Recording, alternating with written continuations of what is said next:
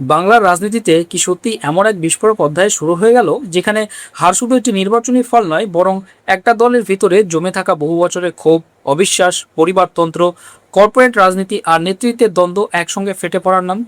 যে তৃণমূল কংগ্রেস একসময় বাংলার মাটিতে অপরাজয়ের শক্তি হিসেবে নিজেদের প্রতিষ্ঠা করেছিল, আজ সেই দলই কি ভিতর থেকে ভেঙে পড়ছে। যে মমতা বন্দ্যোপাধ্যায় একসময় বামফ্রন্টের 34 বছরের দুর্গ গুড়িয়ে দিয়েছিলেন রাস্তায় নেমে আন্দোলন করে সাধারণ মানুষের আবেগকে হাতিয়ার করে, আজ কি সেই মমতাকেই নিজের রাজনৈতিক অস্তিত্ব টিকিয়ে রাখতে বিরোধীদের কাছে জোটের আবেদন জানাতে হচ্ছে? আর সবচেয়ে বড় প্রশ্ন, তৃণমূলের এই পতনের নেপথ্যে কি শুধুই বিজেপির উত্থান, নাকি দলের অন্দরে তৈরি হওয়া অভিষেক বনাম পুরনো তৃণমূল দ্বন্দ্বই শেষ পর্যন্ত ডুবিয়ে দিল গোটা ঘাসফুল শিবিরকে? কারণ ভোটে হারার পর সাধারণত রাজনৈতিক দলগুলো কিছুদিন চুপ থাকে, ক্ষত সামলায়, কর্মীদের একজোট রাখার চেষ্টা করে, কিন্তু বাংলায় যেন উল্টো ছবিটাই দেখা যাচ্ছে। এখানে ফল প্রকাশের পর থেকেই তৃণমূলের অন্দরে শুরু হয়েছে প্রকাশ্যে বিদ্রোহ। কেউ নিশানা করছেন অভিষেক বন্দ্যোপাধ্যায়কে, কেউ আইপ্যাককে, কেউ সরাসরি দলের কর্পোরেট কালচারকে, আর কেউ কেউ এমন মন্তব্য করছেন যা কয়েক মাস আগেও অকল্পনীয় ছিল। এই পরিস্থিতিতে বিস্ফোরক আক্রমণ শানিয়েছেন প্রদেশ কংগ্রেসের বর্ষিয়ান নেতা অধীর রঞ্জন চৌধুরী। তার কথা, একসময় মামেদের সহায়তায় যিনি নকশালদের সঙ্গে বন্ধুত্ব করেছিলেন, আজ সেই মমতা বন্দ্যোপাধ্যায়ই রাজনৈতিক সংকটে পড়ে বাঁচাও বাঁচাও করছেন। শুধু তাই নয়, অধীরের দাবি আগামী দিনে মমতাকে নাকি রাহুল গান্ধীর কাছে হাত জোড় করতে হবে।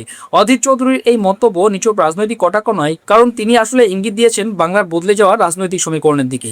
যে তৃণমূল এতদিন নিজেকে জাতীয় রাজনীতিতে বিজেপি বিরোধী শক্তির কেন্দ্র হিসেবে তুলে ধরত, আজ সেই দলকেই কি অন্যদের সাহায্য চাইতে হচ্ছে? আর মমতার সাম্প্রতিক বক্তব্য সেই জল্পনাকে আরও উস্কে দিয়েছে। একসময় যাদের বিরুদ্ধে লড়াই করে তৃণমূল উঠে এসেছিল, আজ তাদের কাছে সহযোগিতার আবেদন জানাতে হচ্ছে দলকে।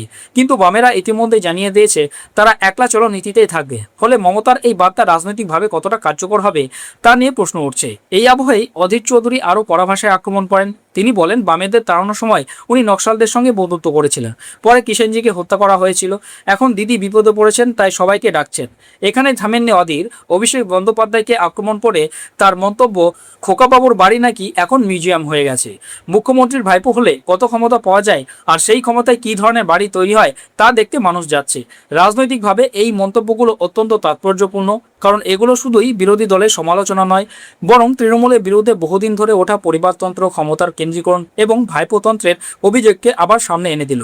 আর এই অভিযোগ এখন শুধু বিরোধীদের মুখেই সীমাবদ্ধ নেই, সবচেয়ে বড় ধাক্কা এসেছে তৃণমূলের অন্তর থেকেই।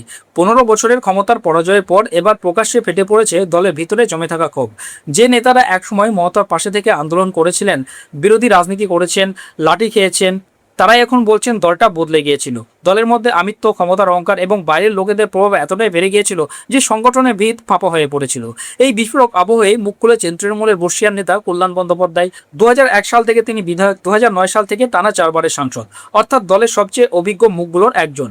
আর তিনি এবার সরাসরি বলছেন, ক্ষমতার হাতে এলে মানুষ অন্ধ হয়ে যায়, আমিত্বে ডুবে গেলেও অন্ধকার ঘনিয়ে আসে, আমরা ভালো ছিলাম না বলেই হয়তো মানুষ আমাদের সরিয়েছে। এই মন্তব্য নিছক আত্মসমালোচনা নয়, বরং এটা বুঝিয়ে দিচ্ছে যে দলের ভিতরে দীর্ঘদিন ধরে অসন্তোষ জমছিল।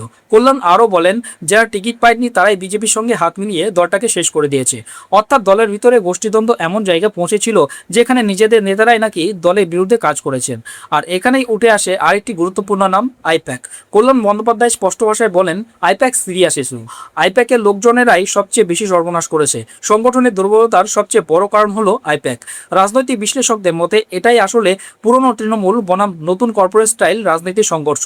একদিকে পুরনো নেতারা মনে করছেন সংগঠনকে সরিয়ে দিয়ে বাইরের পেশাদার পরামর্শদাতাদের হাতে তুলে দেওয়া হয়েছিল দলকে, অন্যদিকে নতুন নেতৃত্ব মনে করত আধুনিক নির্বাচনী রাজনীতিতে ডেটা ম্যানেজমেন্ট আর কর্পোরেট স্ট্র্যাটেজিই শেষ কথা। কল্যাণ এখানেই থেমে থাকেননি, প্রশান্ত কিশোরকেও নিশানা করেন তিনি বলেন, প্রশান্ত কিশোর সুযোগ সন্ধানী, তিনি থাকলে দলটাই নিশ্চিহ্ন হয়ে যেত। প্রশান্ত কিশোরের মতো লোক ভারতের রাজনৈতিক দলগুলোর কাঠামো নষ্ট করেছে। অর্থাৎ এখন তৃণমূলের অন্দরে প্রশ্ন উঠছে, দল কি আন্দোলনের মাটি থেকে সরে গিয়ে পুরোপুরি ম্যানেজমেন্ট নির্ভর হয়ে পড়েছিল? আর এই অন্তর্প্রহ সবচেয়ে নাটকীয়ভাবে সামনে এসেছে উত্তর কলকাতায়। সেখানে দলের অফিসিয়াল হোয়াটসঅ্যাপ গ্রুপে শুরু হয়েছে প্রকাশ্য যুদ্ধ। একদিকে সাংসদ সুদীপ বন্দ্যোপাধ্যায়, অন্যদিকে কাউন্সিলর সুব্রত বন্দ্যোপাধ্যায়।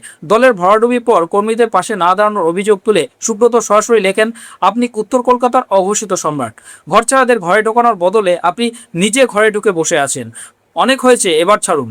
তারপর যা হয়েছে তা বাংলা রাজনীতিতে বিরল। সুদীপ বন্দ্যোপাধ্যায় নিজের দলের কাউন্সিলরদের উদ্দেশ্য করে কুত্তা বলে ডাকেন।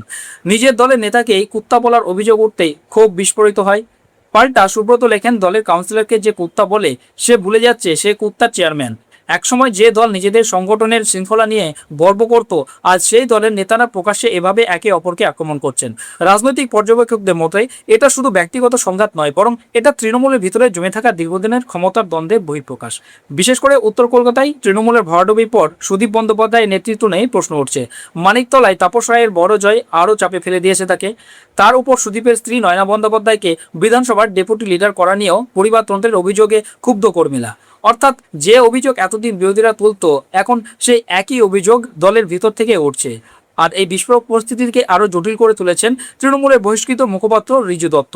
কারণ তিনি শুধু দলের সমালোচনা করেননি, তিনি সরাসরি বিজেপি নেতা তথা নবনিযুক্ত মুখ্যমন্ত্রী শুভেন্দু অধিকারীর প্রশংসা করেছেন।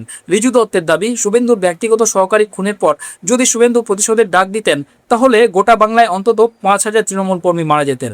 কিন্তু শুভেন্দু সবাইকে শান্ত থাকার আবেদন করেছিলেন, আর সেই কারণে পরিস্থিতি নিয়ন্ত্রণে ছিল। শুধু তাই নয়, ঋজুর মতে মমতা বন্দ্যোপাধ্যায়ের পর পশ্চিমবঙ্গের মুখ্যমন্ত্রী হওয়ার জন্য সবচেয়ে যোগ্য ব্যক্তি হলেন শুভেন্দু অধিকারী। ঋজু দত্ত আইপ্যাক এবং অভিষেক বন্দ্যোপাধ্যায়ের রাজনৈতিক পরিচালনাকেও কাঠগড়ায় তুলেছেন।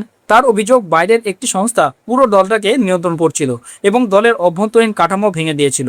আর এখানেই সবচেয়ে বড় প্রশ্নটা সামনে আসছে, তৃণমূল কি সত্যিই ভোটে হেরেছে, নাকি দলটা ভিতর থেকে ধীরে ধীরে ভেঙে পড়েছিল? কারণ বাংলার রাজনীতি এখন এমন এক মোড়ে দাঁড়িয়ে যেখানে শুধু সরকার বদল হয়নি, বদলে যাচ্ছে রাজনৈতিক সম্পর্ক, নেতৃত্বের ভারসাম্য, ক্ষমতার কেন্দ্র আর ভবিষ্যতের সমীকরণ। আর সেই কারণেই এই লড়াইটা শুধু তৃণমূল বনাম বিজেপির নয়, এটা এখন তৃণমূলের নিজের অস্তিত্ব টিকিয়ে রাখার লড়াই। এই পুরো বিষয় নিয়ে আপনার মতামত কি? কমেন্ট বক্সে অবশ্যই জানান।